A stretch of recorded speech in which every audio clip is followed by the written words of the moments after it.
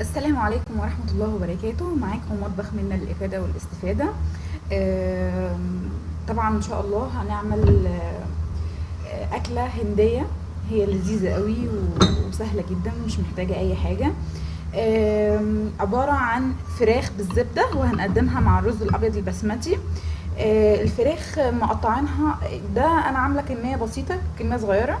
تقدروا طبعا تضاعفوا الكمية. أنا جايبة صدر دجاج ومقطعاه مكعبات ومتبلاه بمعلقه كاري وبهار الكاري ومعلقه بسيط صغيره ملح، بسيط صغيره جدا يعني، ورشه فلفل اسود، ومتبلينها قعدناها شويه ربع ساعه او حاجه. تمام. هنقول على المكونات اللي هنحتاجها.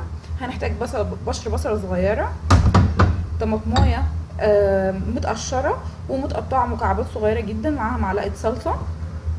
اوكي.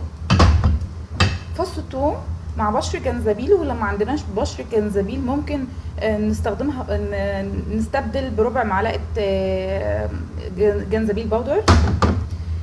معلقه زبده هنحتاجها، يعني لو هتعملوا كميه كبيره هنحتاج معلقتين زبده، لكن انا عامله معلقه كميه صغيره هحتاج معلقه واحده. معلقه زيت،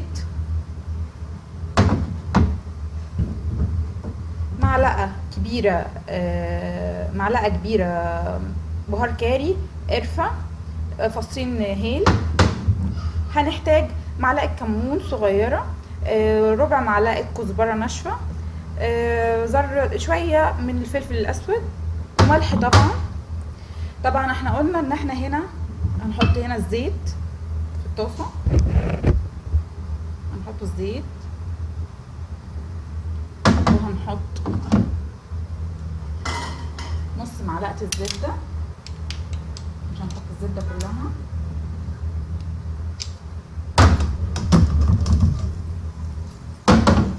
طبعا احنا قلنا ان احنا تبلناها بالكاري وملح وفلفل ومعلقه كبيره نشا. دي الفراخ. اول ما نسخن الزبده هننزل عليها الفراخ،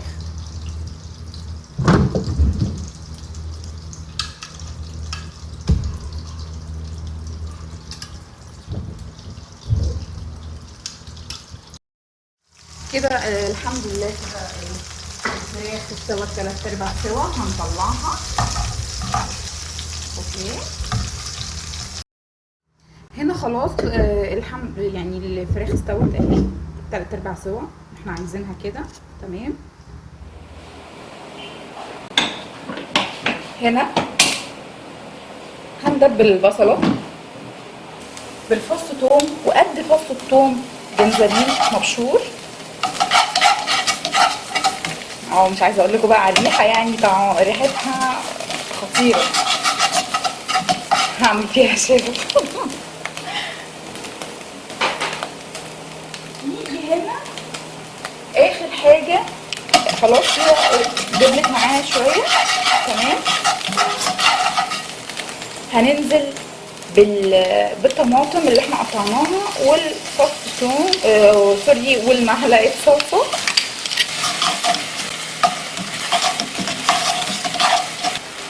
طبعا تقريبا نسيت اقول في الاول ان احنا هنحتاج للكميه الصدر دون، هنحتاج له نص او ربع كوب ميه مغليه، وهنحتاج نص كوبايه كريم فريش، يعني كريمه لباني. خلاص. هناخد دول نقلبهم كده مع بعض. اول ما تقلب عندنا هنبهرها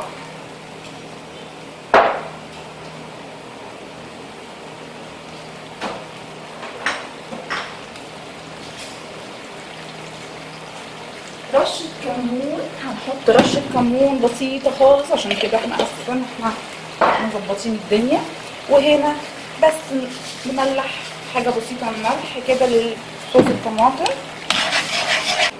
اوكي، هناخده كده زي ما هو اول ما قلب معانا اهو بقى زي الفل. هناخده ونحطه فين؟ في الفرامة، ياخد له تكتين كده على طول. تمام، هننزلها بنفس الطاسة، احنا مش هنعمل اي حاجة ومش هنشيل اي حاجة. ناخد نكهة البهارات دي مع الفراخ. طبعا هي ناشفة، هنديلها معلقة زبدة صغيرة خالص عشان خاطر هي ناشفة معانا، لازم يبقى في حاجة كده نحركها فيها وتدينا النكهة اللي احنا عايزينها.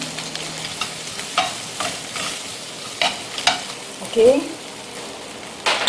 هنرجع نحط معلقة كاري ومعلقة وواحد عود قرفة وفصين حبهان، ونقلبهم مع بعض. ننزل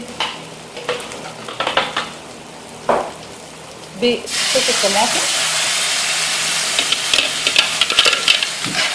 اوكي، ياخدوا غلوتين ولاد حلال كده مع بعض، الفراخ يعني تاخد وتدي مع بعضها دقيقتين كده بالظبط.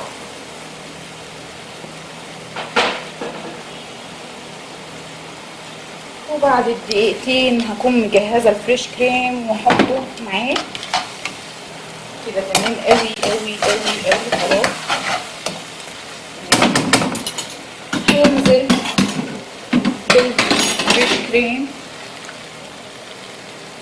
خلاص، قلبه دي اول ما تقلب معانا هنقفل على طول ان شاء الله.